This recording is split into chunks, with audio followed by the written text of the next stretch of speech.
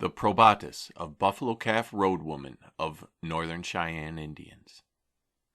A gunshot in the distance woke Buffalo Calf Road Woman in the early morning hours, and she turned and woke her husband, Black Coyote.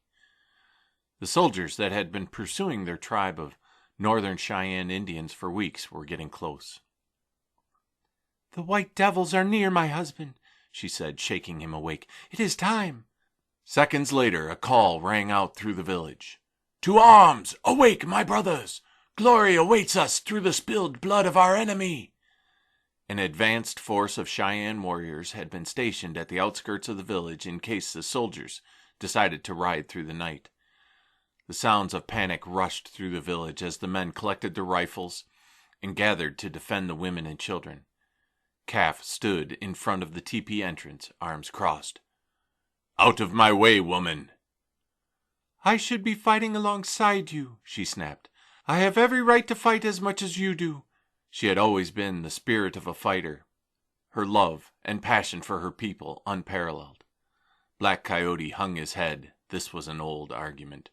"Your place is with the other women, protecting the children and leading them to safety. You know that. Who will care for our little ones if I fall?" She looked down at the two children, the youngest not yet able to walk. "The real question is who will take care of you," she said with the tiniest of smirks. "Come back to me."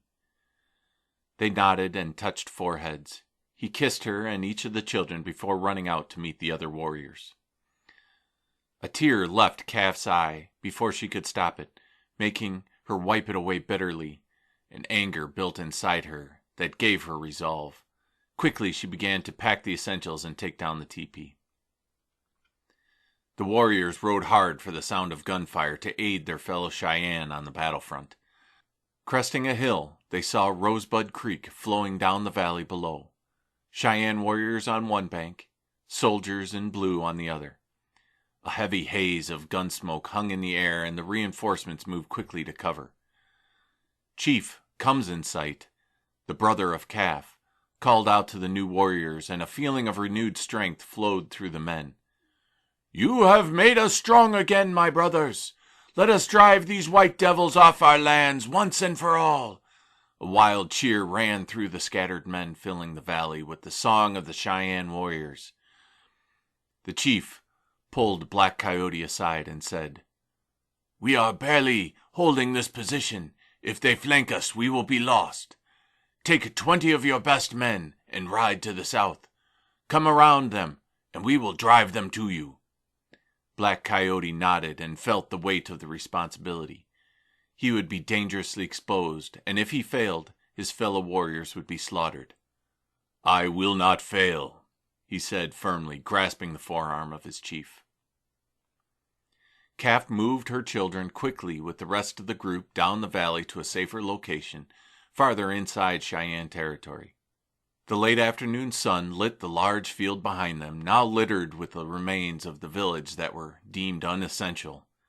The gunfire in the distance was steady, a sign that neither side had yet claimed victory.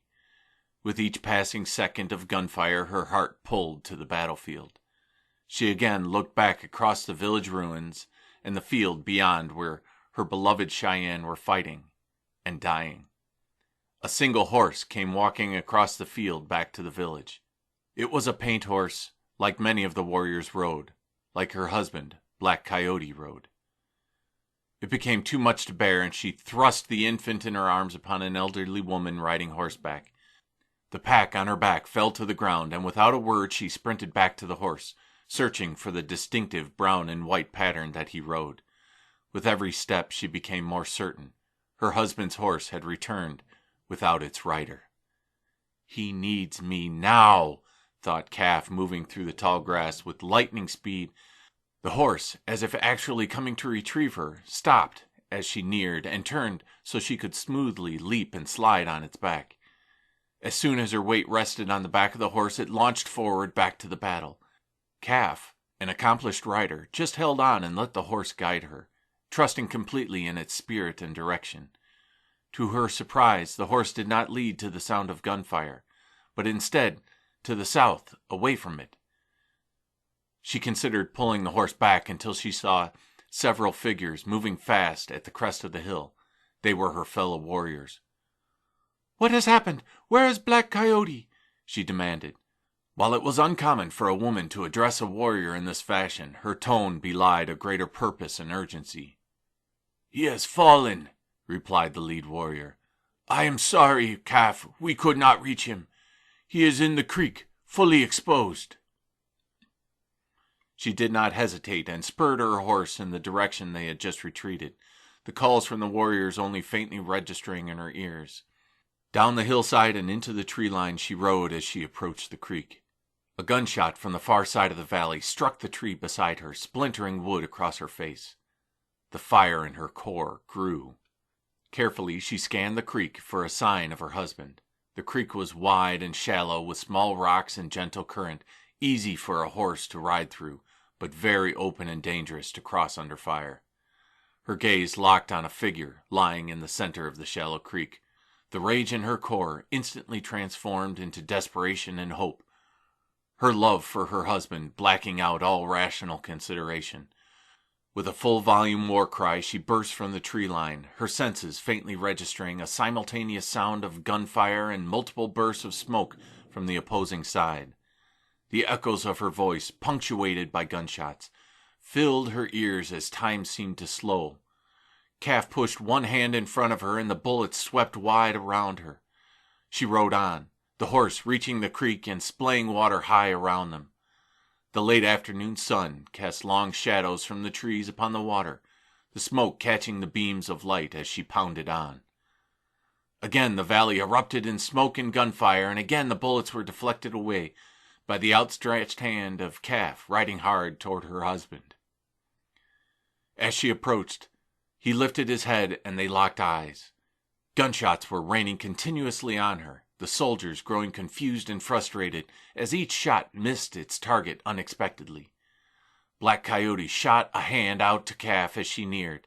In a smooth motion, Calf grasped the mane of the horse firmly in one hand and slid down, one leg still hooked over its back. Their hands locked together, and in one motion, Calf lifted her husband, swinging him with superhuman strength onto the back of the horse.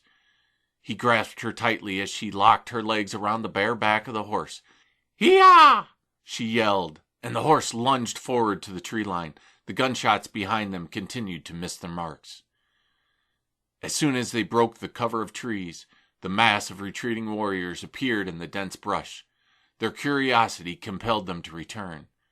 With a cry of renewed passion and pride, the warriors let out a battle cry and charged the open creek. Shouts of retreat were heard from the far side of the valley as the soldiers no longer held confidence in their guns.